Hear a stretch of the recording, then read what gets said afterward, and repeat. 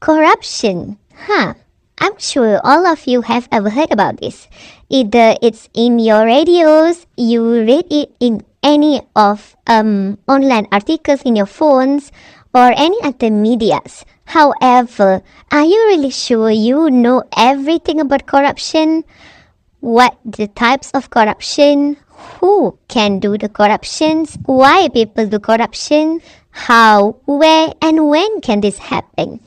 So, in this video, we would like to educate all of you on everything you should know about corruption. What is the definition of corruption? Firstly, corruption is the abuse of entrusted power for private gain. It manifests in various forms across different factors and levels of society, impacting economic development, governance, public trust, and the overall functioning of institutions. It typically involves such as bribery, embezzlement, fraud, nepotism, and extortion. What is bribery? Bribery is offering, giving, receiving, or socializing something of value to influence the actions of an official or other person in a position of authority. What is fraud? Fraud is wrongful or criminal decision intended to result in financial or personal gain. Meanwhile, extortion means obtaining money, especially money through force or threats. Embezzlement means misappropriation of funds or property entrusted to someone's care but owned by someone else. Lastly, nepotism means favoritism granted to relatives or friends without regard to their qualification. So by now, you must be sure that corruption is a bad thing. However, why do people still do it? First of all, it happened because of greed for money and wealth. Desire for more money can make people act in dishonest ways. When getting rich becomes the most important thing, people might not care about what is right or wrong. This greed can lead to bribery, stealing, and other bad actions as people use their jobs to get more money instead of helping others. Secondly, this happens because too much bureaucracy and inefficient administration. Complicated and slow government systems can create chances for corruption. When rules and processes are confusing and take a long time, it's creating chances for officials to bend the rules for their own benefits. This may happen because inefficient systems can frustrate people who need services, making them more likely to offer bribes to speed things up. The other reason is weak governance structures and institutions. When government systems lack transparency, accountability, and proper checks and balances, it creates an environment where corruption can easily thrive. Without these safeguards, those in power can abuse their authority without facing consequences, leading to decisions driven by personal gain rather than the public good. Lastly, this happened because of economic inequality and poverty. Significant disparities in wealth distribution can drive corruption as individuals, particularly those from disadvantaged backgrounds, may resort to unethical means to improve their financial circumstances, while those with wealth and power can exploit their positions for personal gain. We have looked at the causes of corruption. Now we are going to look on the effects. First, the effects on individual is higher living costs. Corruption makes things more expensive, making it harder for people to afford what they need. Next, it will result in greater inequality.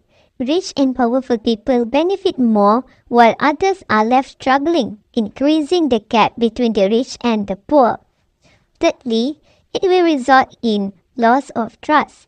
People will stop trusting the government and the police because of corruption. Fourth, stress and mental strain. Living in a corrupt system causes stress, leading to mental health problems and lowering moral values. Lastly, harder to get services. Basic services like healthcare and education become harder to access unless people can pay extra. Now, we will look on effects of corruption on organizations or a country. First, it will result in low employee morale. Corruption can make employees unhappy and less productive. Second, bad reputation.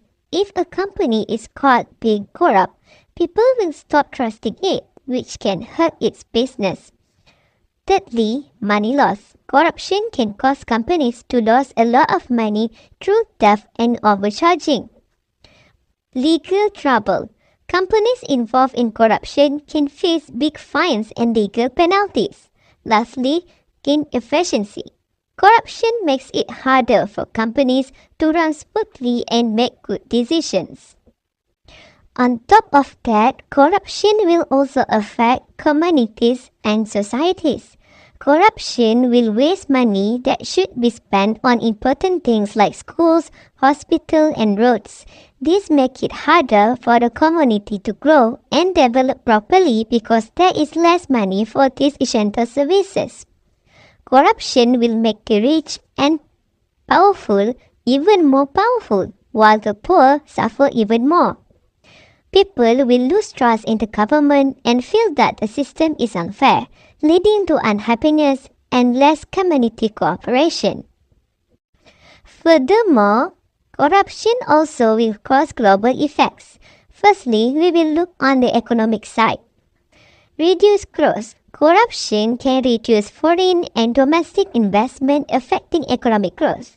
Secondly, it will also increase costs. Corruption may increase the cost of living and expenses with the use of bribery in both private and government companies. On the social side, corruption may cause inequality. As corruption spreads, the gap between the rich and the poor widens, causing income inequality. Next, it will also cause reduced social trust. The public will start to lose trust in public institutions and government bodies, causing social unrest.